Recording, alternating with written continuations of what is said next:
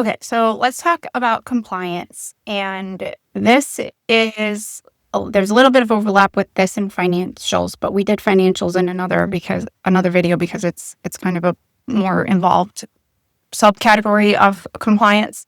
But again, I'm looking at the same paper that we looked at for the financials, and the financials was one of the sections on this. Okay, you could see here. So let's talk about these other categories. Now, again, you're tired of me saying this, but the duty of care, the duty of obedience that the board is responsible for is making sure that you're legally compliant as well as like ethically compliant. Okay. So let's look at some of these categories, and I recommend taking like this page and printing it out and spending a meeting going through these things and seeing what they can look like for your organization. Okay. Now, if we look at some of these paperwork, the Articles of Incorporation is sent in the very beginning when you're first becoming an organization. The bylaws are one of the very first things that you should do as a board, right? I talked about that in an earlier video. A conflict of interest policy is something that you should look up templates for. Make sure that you have it. Make sure that there's opportunities and accountability for declaring conflict of interest. Remember that you as board members should not be compensated or benefiting personally or your business from your service on the board, from the organization. If you have any kind of conflict of interest, which might be something like that, or it might be like being related to a staff member or something, you need to make sure that you're declaring that, and you need to make sure that you are sitting out of any votes that might involve a conflict. Okay. Now, so this stuff should all, you got to make sure it's done, and you got to make sure there's a copy of it. Okay. The charitable solicitation registration license, that's, it depends on your state, but if you are raising funds, you probably have to fill out this paper for this, and you should have a copy of that. Your determination letter from the IRS, which is that when you send in that 1023 that you have 27 months to send in, you get that letter. That's going to be important. You want to make sure that you have a few copies of it available to people, because different organizations are going to ask for a copy of it. Same for sales tax exemption, but that's only if you're purchasing things. So you want to make sure you have the sales tax exemption, which means filling out the form, sending it to the state, and then getting the form back saying, yes, you're exempt from sales tax. You want to have that copy of that so that then your operational people who are going to buy things have a copy, and they could go give it to the vendor and tell them that they don't need to pay sales tax. And then there should be copies of the income statements and balance statements on file also from the previous fiscal year. Okay. So these are things that you need to make sure you have, and you need to make sure it gets done, and you have copies of it. The secretary should be keeping those, again, like in a shared folder, copies of it, physical copies, as well as like in a shared drive folder that's not personal. There's some other things on here, a registered agent, that's optional. You can be a registered agent, a founder could be a registered agent. Your location, it's where you get like your official mail. Just make sure that that's filed so that official mail is coming to a place where it's going to get read. You're checking in your articles and bylaws, you're filing all your annual reports, know what's required by your state, and make sure that it's on your calendar. You should have a calendar for the year and say every year, this meeting, whether you meet monthly or every other month or every 3 months or whatever, make sure that there's space in those meetings to do these things, okay? Because this is your job. So then you've got the IRS. So you've got the state, your state, and you have the IRS. You have to submit your 990 every year. That has to get done. You're responsible to make sure that that gets done. When you do the 990, there's going to be some questions like executive compensation. You're going to have to list your board members. You're going to have to list your top paid people at the organization. And that's so they're making sure that the people who are governing, the people who are making a bunch of money, there's prohibitions on political activity. So I'm not going to go into all the details on all of this, like what it actually is, but be aware that they're going to be asked about this stuff. So you might want to meet with an accountant to go through a Form 990 even before you have to fill it out, so that you know what it's going to ask you. There's income producing activities. That's like If you're bringing in any money, it's supposed to be related to the organization's mission. You want to keep an eye on if anything changed as far as your, like if you stop doing what your mission actually is, you have to make sure that doesn't happen, or you might lose your tax exempt status. And then there's like corporate sort of things, okay? And this is stuff like financial records. Are they being kept?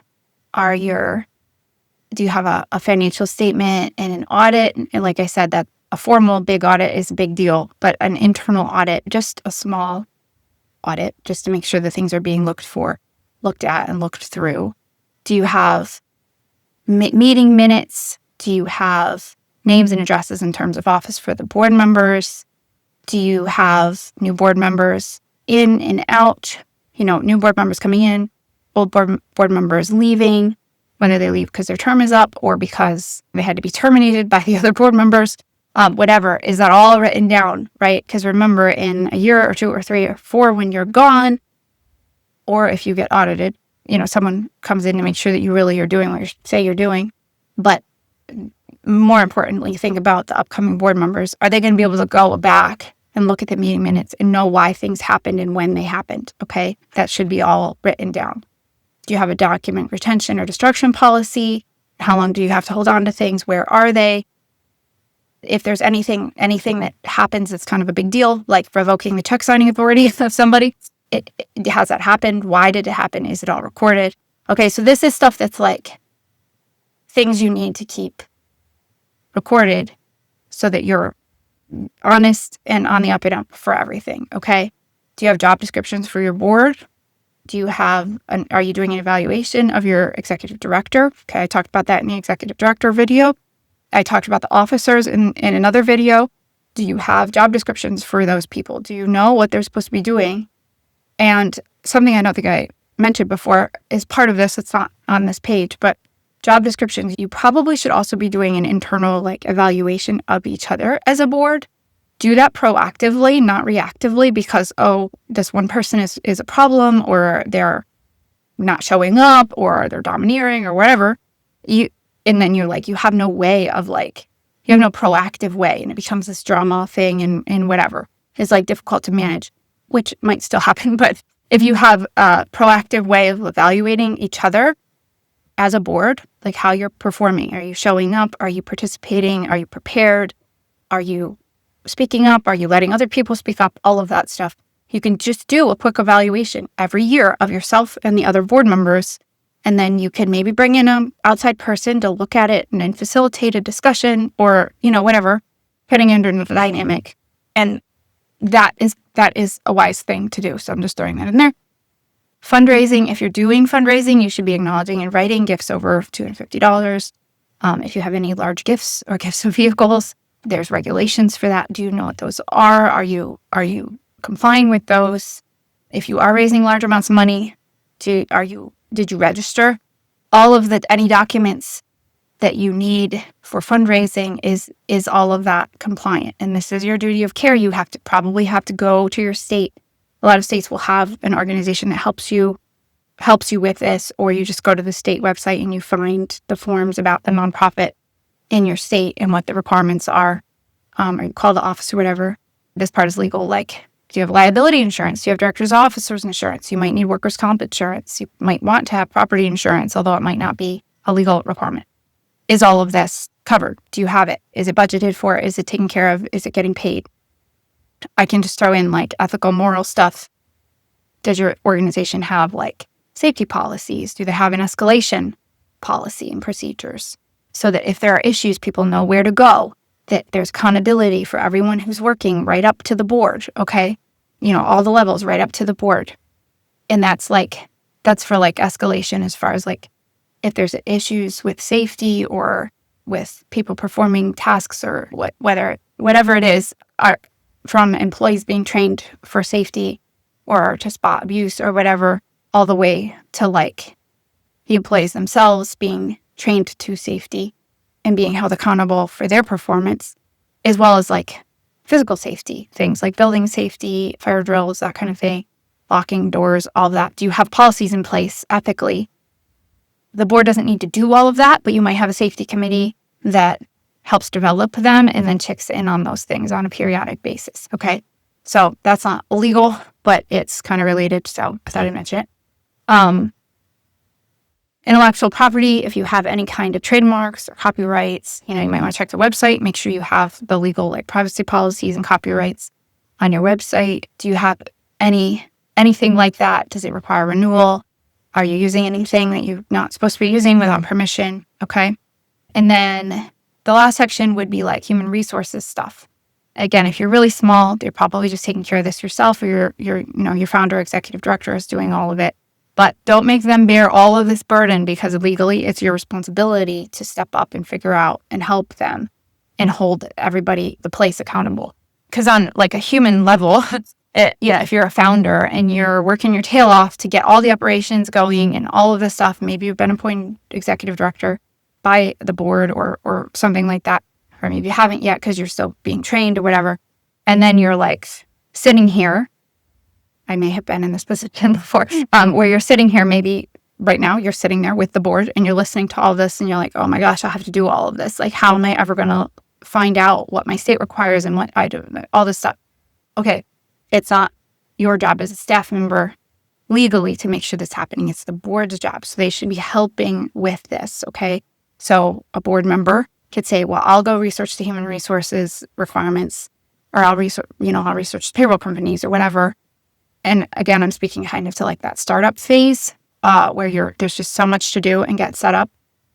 You have to make sure that this is getting done. So don't make your founder, your executive director feel like they have to do it all, or even if you didn't mean to make them feel that way, but they're kind of feeling like, oh, I have to figure this all out. No, the board should be helping with this and making sure that it's happening, and they should step up and do some research on this, okay? So this would be making sure that the payroll taxes are paid. You have to pay payroll taxes, and it's kind of significant, right? I'd budget 10% of salaries to make sure that we have our employer taxes. Any kind of new hires, if there's any unemployment things or worker comp stuff for your state, classification of employees, contractors versus employees. Do you understand what the difference between those are? You shouldn't be telling a contractor how and when and exactly what to do in their job. They're just delivering something for you. An employee, you could tell those things too. Are they categorized correctly? And again, if you hire someone with HR experience, or you hire a payroll company, they will take care of some of this for you and have the system in place, which is why it's very good to have a payroll company. You should have your files for your employee. That a lot of times the payroll system will ask for all of that and will house it for you. But an employee handbook and contracts, disciplinary procedures is kind of related to the escalation. These things should proactively be in place, as far as it should all be written down in their contract, should be written in the handbook. They should know who to go to if they're having trouble. They should know what's expected of them. They should know not just their hours and their pay, but the code of conduct, all of the things that are required of them. They shouldn't have any questions about that. It should be written down.